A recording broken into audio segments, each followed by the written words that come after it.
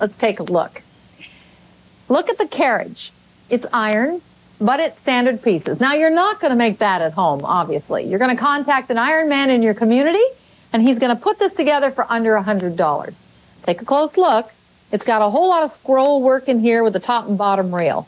That stuff is standard fare. It's what they make fences and scroll work on the fronts of houses out of.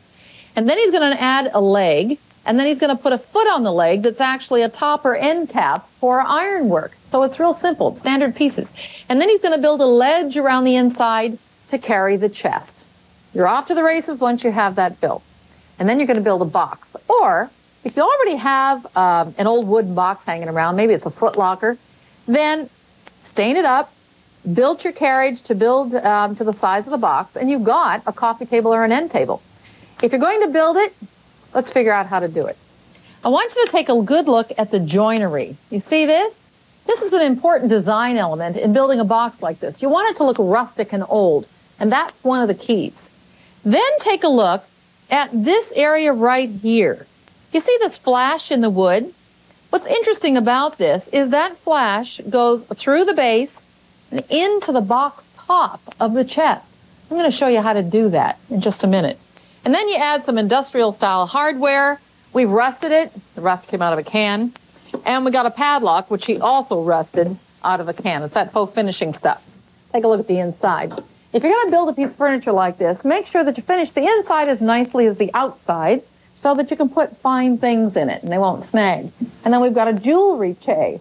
So you see, it really does work as a hope test. The little green felt in the bottom of all the little compartments, and you've got a finished piece of furniture. Now, how do you build that piece? Well, we're going to show you all the different techniques that you're going to need, but you also need to know what wood to choose. Is it pine? Is it oak? Is it redwood? Is it rosewood? Is it teak? Well, look at it this way. The more sophisticated the wood, the more finished the chest. If you want something that looks very primitive, use pine. It's casual. Now, let's look at the tools that you're going to use. You're going to need a saw of some kind. We used a jigsaw on ours. You're going to need a router to make all that joinery. You're going to need a hammer, a mallet, a drill, some liquid nails or any kind of furniture adhesive, some nails, and a nail punch. And then you have to choose your wood. We've already talked about the various species that you might choose. Now, let's take a look at this next step. Here's something interesting. That wood that I showed you is only 12 inches wide. This piece is about 16 inches wide. Where's it coming from? The 12-inch piece is from here to here. See where this branding is? There's an extra piece of wood stuck in there. Why? Well, if you think back to the old days, over 100 years ago when they might have built this chest, they didn't always have milled, cured lumber in the dimensions that they wanted. So they would sometimes have to add an extra piece, especially if this started off as a toolbox. They were pretty casual about the way they assembled them. So we've added the extra piece just to add a little authenticity. This will show up better once it's stained. You'll see the difference in the grains of the pieces of wood.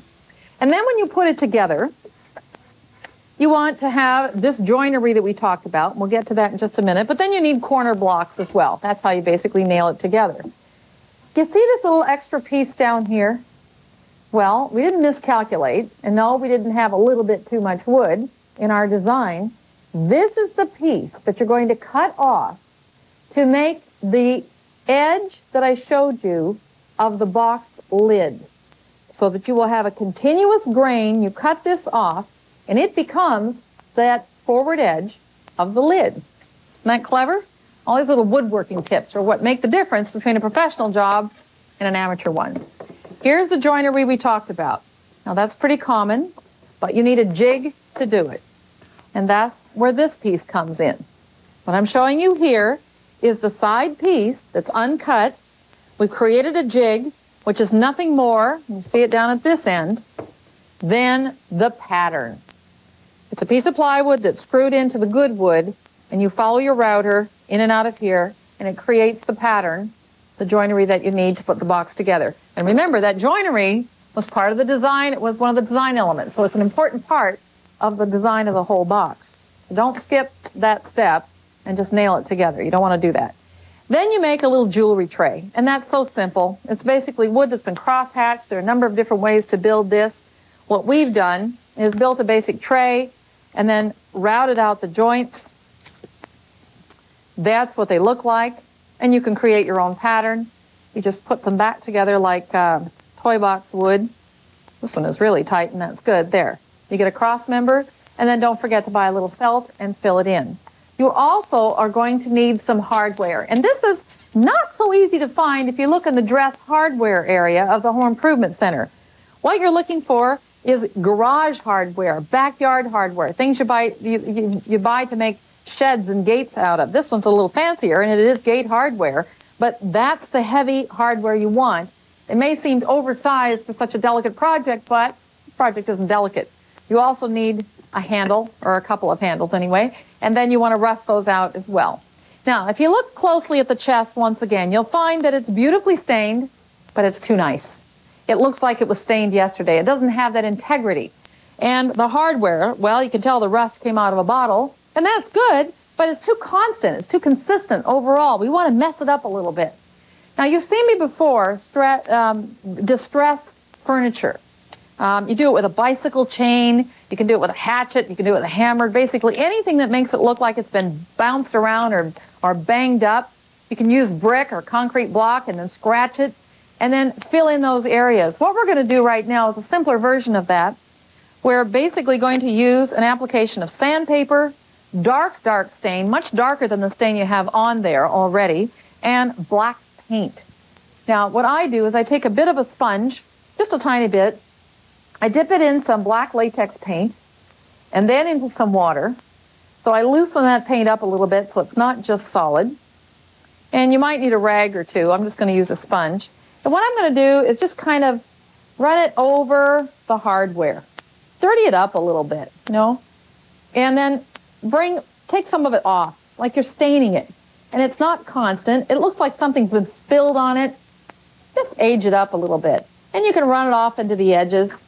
And maybe you're just going to smear it and smear it here and over here. And if it gets away from you, take a little bit of water and wash it off.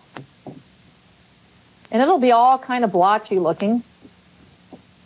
You know, I've seen people stain furniture or distress furniture by ordering a pizza and letting the pizza sit on it overnight. I mean, that does a good job. That distresses your furniture in a big hurry. I've seen people use soda pop, soft drinks, red wine, shoe polish. As long as the grain is open in the furniture and you haven't put a sealer on it, it will absorb, as I'm sure you well know, just about any stain that comes near it. And again, it makes it look like it's been that way. Now, if you'll notice, I'm working with the grain of the furniture. Go against the grain on occasion as well, because after all, staining doesn't necessarily live with the grain. Okay? So I'm doing this. I'm going to rub it out just a bit and make a spot. Don't forget to work up the same thing on the same kind of technique on your hardware and your hinges. Now I'm going to take a different sponge, and this time I'm going to dip it into some dark stain.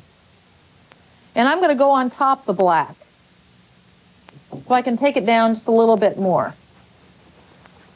Okay?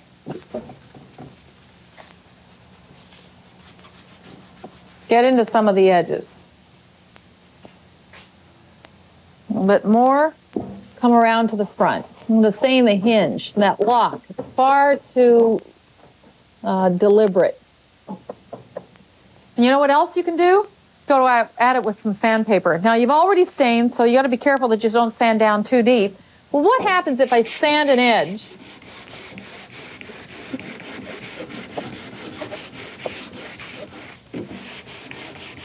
It looks like it's used consistently. Think about the wear points when you're building a chest like this. Chances are, over a period of time, that front edge would have gotten a lot of finger marks and a lot of wear on it. So maybe you want to sand that down